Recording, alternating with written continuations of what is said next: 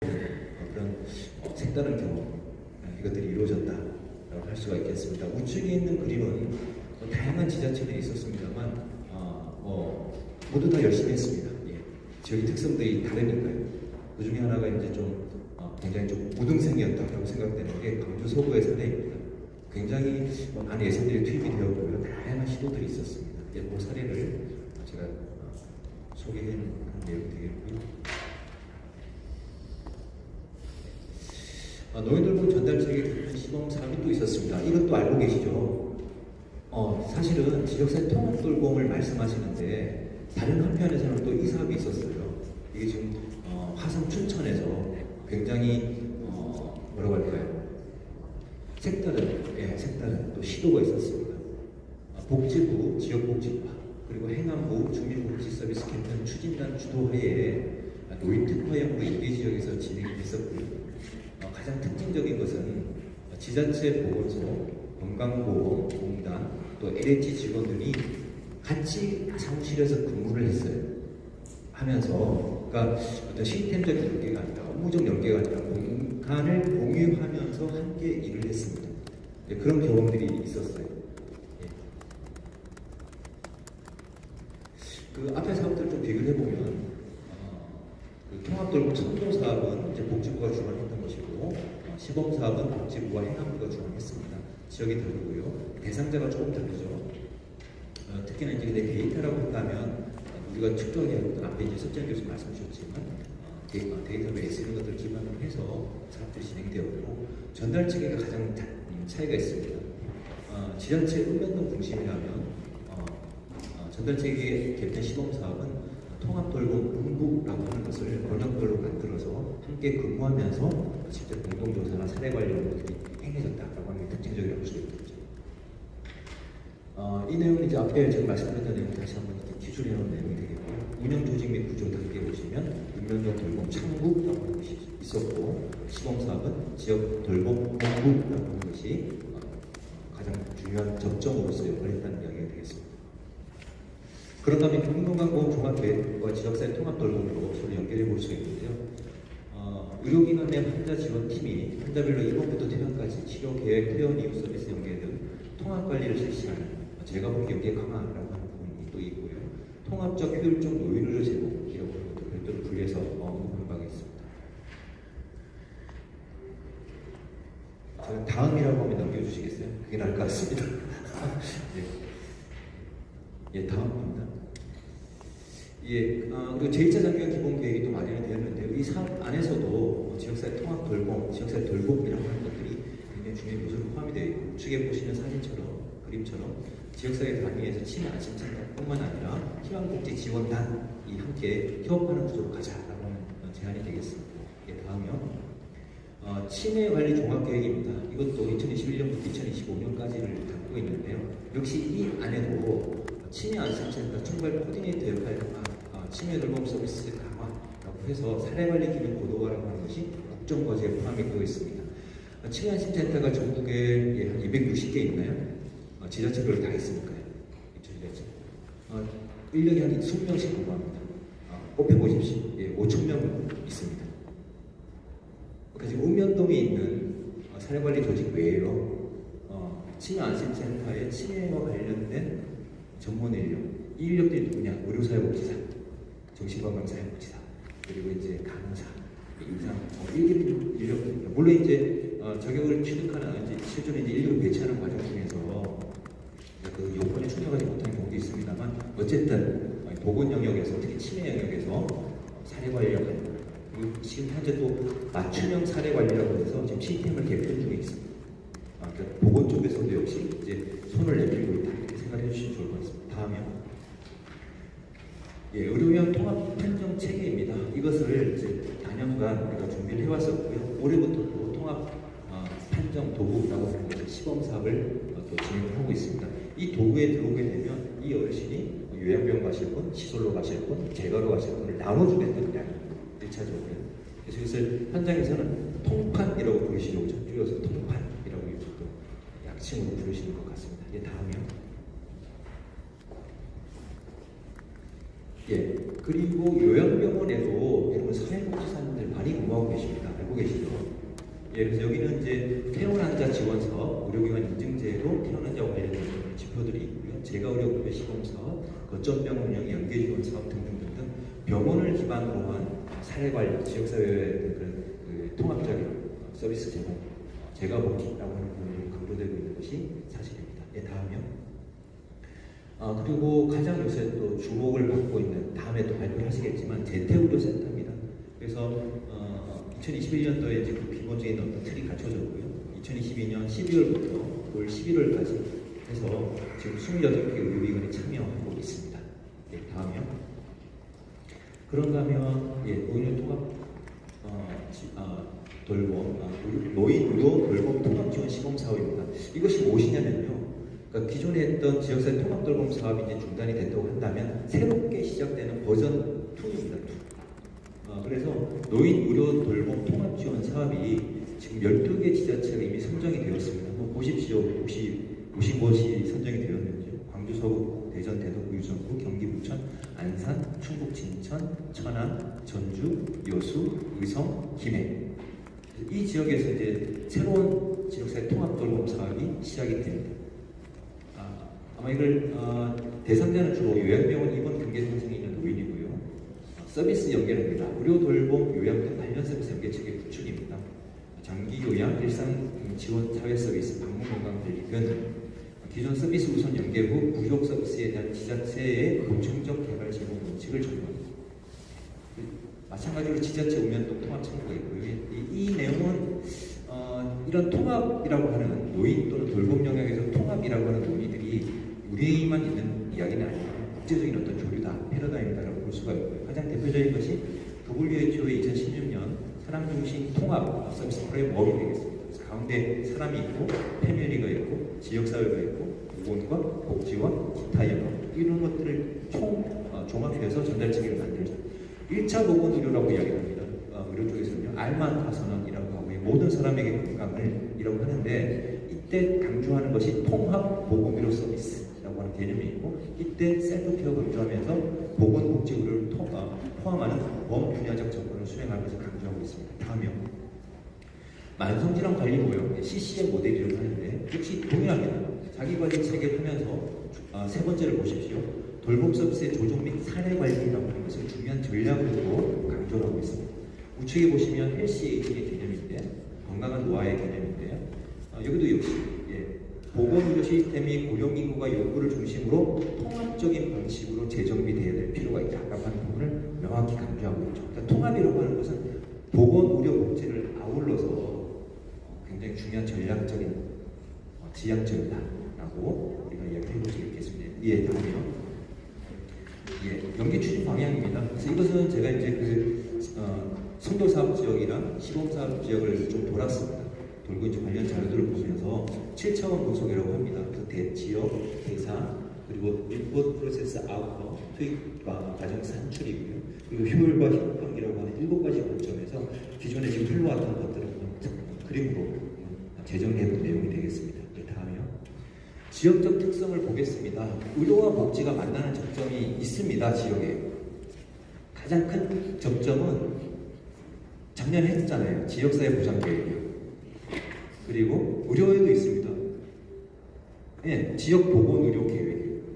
각각 보건소가 들어가고 또 복지 영역이 서로 오고 갑니다. 하지만 실제로 저도 이제 참여했습니다만 그것을 수립하는 과정에서 양 계획이 정합성이 있게 이렇게 정리되어 있는 것은 아닌 것 같습니다. 여러분도 동의하시죠? 여기도 어쨌든 이걸 가지고 연차별 계획을 수립하고 또 어떤 사업들이 진행이 되는 것은 분명합니다. 대상입니다. 대상은 분당과 지자체 간 협업체계 구축하고 실전 사업을 추진한 바가 있고 지자체와 공감, 특히나 분당 간의 어떤 협업이 있었고 투입 요소입니다. 이때 이제 케어 회의라고 하는 것들을 굉장히 전략적으로 활용해서 서비스 이용에 있어서도 어떤 그 사회보험의 서비스와 그리고 지자체의 어떤 지역별 서비스가 서로 상호 작용하면서 연계적으로 적용된 적이 있습니다. 다음입니다. 효과, 효율, 형평은 우리가 정책평가에 있어서 가장 중요하게 생각하는 지점 중에 하나입니다. 효과성이 있을 거예요. 지역사회 통합돌봄이. 통합돌봄 받으시면 건강해지십니까? 입소기간, 입원기간이 추나요? 지역 복귀율이 늡니까? 이런 질문들입니다. 이 평가 결과 긍정적인 신호 등이 몇 가지가 나타났습니다. 그런데 돌봄이라는 사업의 성격상 단기간에 어떤 성과를 나타내는 것은 굉장히 좀 어렵습니다. 그럼에도 불구하고 몇 가지 좀 긍정적인 신호가 나타났다는 데서 좀 유의를 둘 수 있을 것 같고요. 효율입니다. 우리가 가장 사례 관리가 통합적으로 되지 않았을 때 나타난 증상 중에 하나가 회색지대, 사각지대, 누락, 그리고 지자체 담당자가 제일 두려워하는 단어가 있더군요. 대상자 중복. 그죠? 제가 만나서 말씀 나누면 그거 제일 두려워요 하시더라고요. 그런 부분들을 좀 해소할 수 있다는 것입니다. 형평이라고 하는 것, 특히나 가장 큰 이번 사업의 성과라고 저는 생각합니다. 이 형평성은 우리가 소득이 낮은 사람들에 대해서 서비스를 주는 걸 생각하시잖아요. 지역사회 통합 돌봄 소득 기준이 없습니다. 이 이야기 하시더라고요. 어떤 분이요. 선생님, 그동안 제가 세금만 내왔는데요. 어르신이요. 혼자 사는 독거노인인데 자가 주택이 큰 거가 있으세요. 근데 제대로 식사를 못 하세요. 그런데 제가 세금만 내왔는데요. 제가 식재료도 주시고 도시락도 주시고 이제서야 뭘 받네요. 라고 하시더라고요. 그러니까 거꾸로 소득 기준을 허물고 이 서비스를 보다 더 보편적으로 주는 것. 이것도 형평성의 달성이라고 볼 수가 있습니다. 다음이요. 그리고 이 업무 절차 및 연계 구조에 대해서는 각각 이제 저희가 생각해 봐야 될 것들 몇 가지 집어넣었던 것이고요. 시간 관계상 첫 번째 말씀드리면 선도사업 지자체들 간에 좀 문제점들이 있었는데요. 뭐냐면 뭔가 전달 체계를 형성하는 것보다는 기존에 또는 새로운 서비스를 좀 만들어내는 양쪽으로 없던 것을 만들어내는 그쪽에 좀 집중한 거 아닌가라고 하는 좀 성찰들이 있었던 것 같습니다. 네, 다음이요. 현존하는 제도별 대상 서비스 공급 체계를 연계 및 통합 조정하는 컨트롤 타워 역할보다는 신규 서비스 개발, 아까 제가 드렸던 말씀이고, 다음이요. 이 우측의 사진 보시면 이제 지역을 통해서 의견 조사를 했던 장면입니다. 제가 아마 화성이었던 것 같고 천안이었던 것 같고 했던 것 같고, 너무나 옛날 당연한 이야기인지 모르겠습니다만 구태의하는 이야기인지 모르겠고요. 통합 사례관리, 지역사회 통합 돌봄, 해법은 현장에 있는 것 같아요. 네, 너무 구태연한 이야기였죠. 그런데 뼈저리게 느꼈습니다. 뼈저리게 느꼈고요. 그래서 가능하시다면 현장의 분들 이야기를 좀 많이 들으셨으면 좋겠다. 저를 비롯해서 그런 생각을 계속 하게 됩니다. 다음이요. 그래서 몇 가지 말씀을 주셨던 거 보면 지자체별 성과에 대한 근거자료 제공 그리고 보조사업자에 대한 관리 체계, 지역의 실정에 맞는 기준을 만들어달라. 특히나 정보시스템 활용이 중요하다. 이런 것들을 강조해 주셨습니다. 다음이요. 국외 관련 사례입니다. 일본 사례 너무나 잘 아시죠? 지금 현재 저 우측의 그림을 칵테일 잔형을 야구르트 병형으로 바꾸겠다. 그래서 만성질환의 어떤 그 공급 체계로 좀 전환을 했다는 그림이고요. 아래쪽에 이제 지역 포괄 케어와 관련된 아주 유명한 그림인데요. 핵심은 보건과 의료를 케어 매니지먼트를 통해서 연결하겠다. 근데 가장 중요한 개념이 뭐냐면 화살표입니다. 위에 화살표, 아래 화살표 보시면 순환 체계, 생태계를 조성하겠다는 것이지 병원에 있는 것을 무조건 지역으로 돌려보내겠다는 의미는 아닙니다. 필요하다면 가실 수 있고 상태가 나아지면 나올 수 있고 순환할 수 있는 구조를 만들겠다는 것이 핵심 개념입니다. 다음이요. 그리고 또 하나 우리가 놓치고 있는 게 뭐냐면 이 부분을 꼭 강조를 드리고 싶습니다. 지역 포괄 케어 시스템이나 이제 일본에서 이제 구조하는 어떤 개념들을 보면 우리가 지역사회 통합 돌봄이잖아요. 지역사회 돌봄에 대해서 이야기 많이 합니다. 통합에 대해서 이야기 많이 합니다. 하지만 지역에 대해서 이야기 잘 하지 않았어요. 그러니까 예를 들면 일본은 좌측에 있는 사진 동경도 사진인데요. 이 동경도라고 하는 전체 광역을 놓고 색깔을 칠했습니다. 이 색깔은 의료 번역이에요. 2차 어렵고 의료는 기초지자체에서 커버하기 어렵거든요. 응급의료를 포함해서 중증. 그리고 그 중에 하나를 지역을 따내서 이것을 일상생활 번역으로 쪼갠 겁니다. 그러니까 돌봄의 번역과 의료의 번역이 달라요. 크기가. 이것들을 놓고 어떻게 작동시킬지를 고민했던 부분입니다. 다음이요. 재택으로 연계 모형 유용한데요.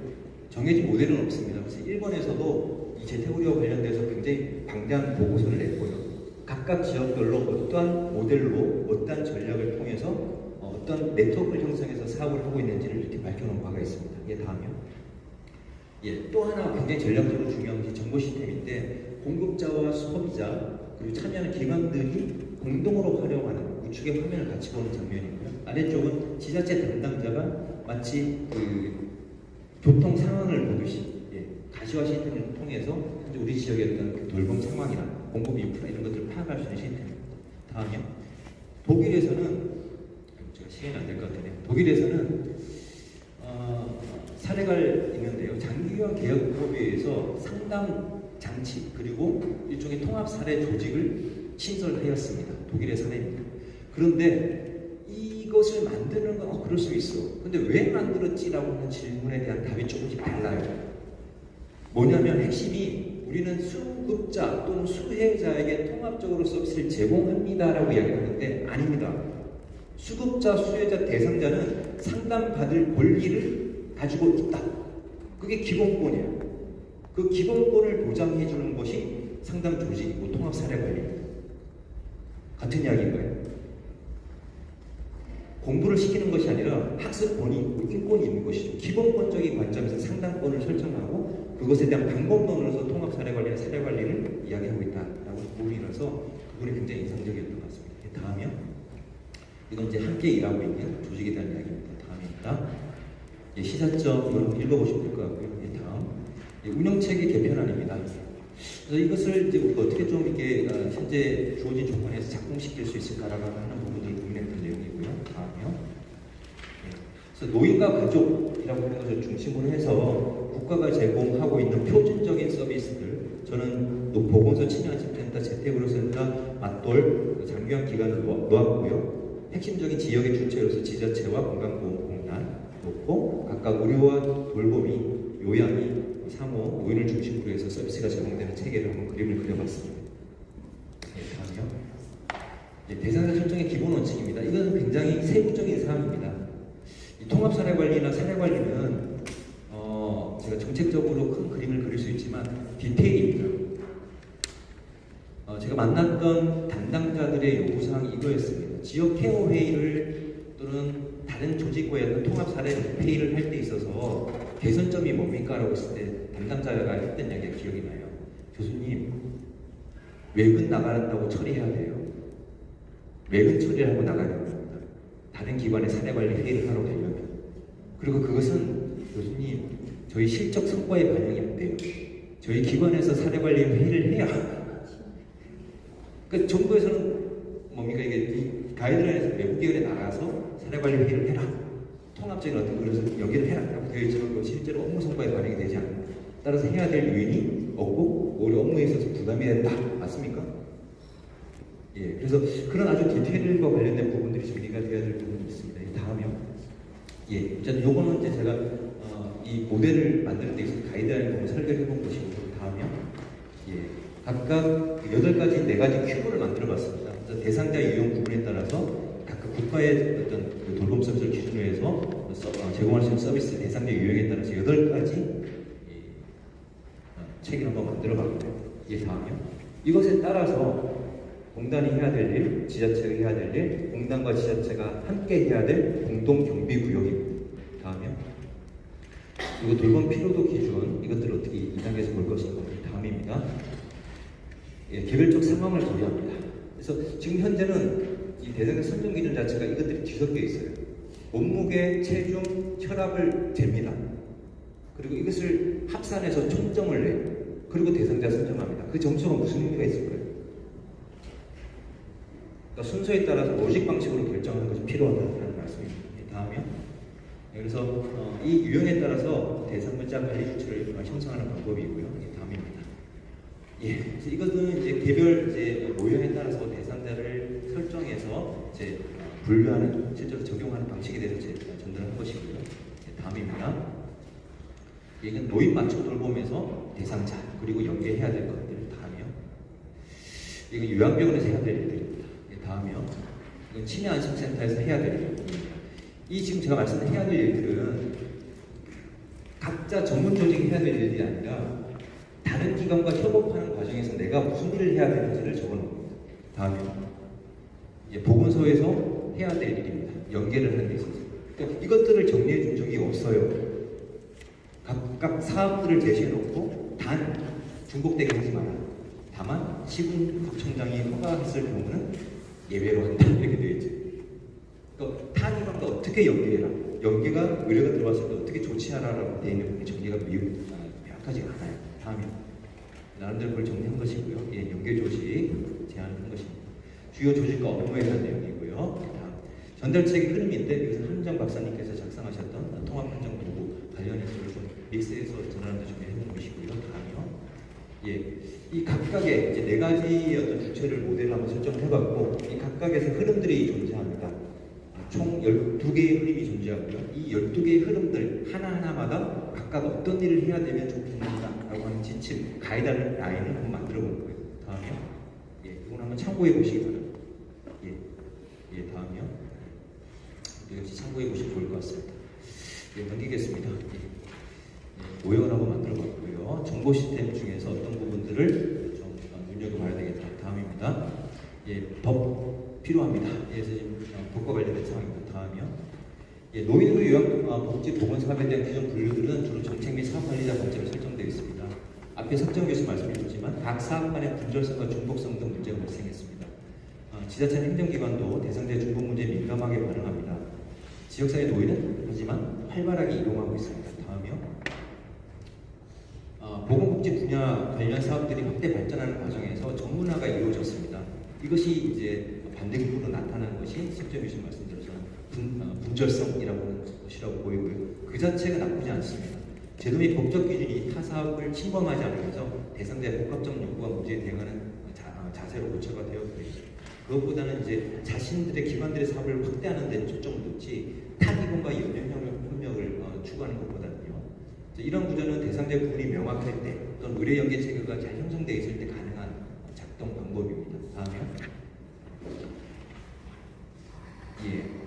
그래서 각 사업들의 대상자 설정 기준과 절차는 각 사업과 기관을 중심으로 설정된 것이기 때문에 분담과 얘기를 고려한 것이 아닙니다. 주요 사례를 몇 가지 집어놨고요. 다음입니다. 예, 사업 분류 방식의 탈피해서 새로운 모형 설정에 시도하고 각 사업의 연계와 협력을 고려한 기준 정리. 특히나 제가 마지막으로 강조드리고 싶은 것은 각 사업 단위가 아니라 각 지역사회에 있는 모든 사업들을 펼쳐놓고 각 사업들이 A 기관에서 B 기관으로 연계할 때, 대상자를 연계할 때 구체적으로 어떤 일들을 해야 하는지라고 하는 부분들을 좀 지침으로 가이드라인으로 만들어내야 될 그런 단계인 것으로 생각이 듭니다. 예, 이상입니다. 예.